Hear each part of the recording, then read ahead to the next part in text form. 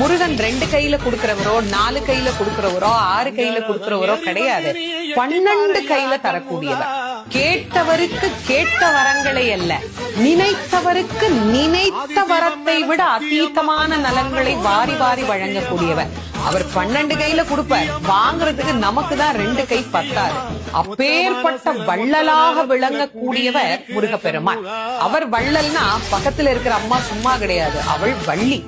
இவர் 1 கொடுத்தா அந்த அம்மா 2 கொடுங்கன்னு வாழலாம். அப்படி கணவனும் மனைவியும் போட்டி போட்டுக்கிட்டு நமக்கு கொடுக்க தயாரா இருக்கிறாங்க.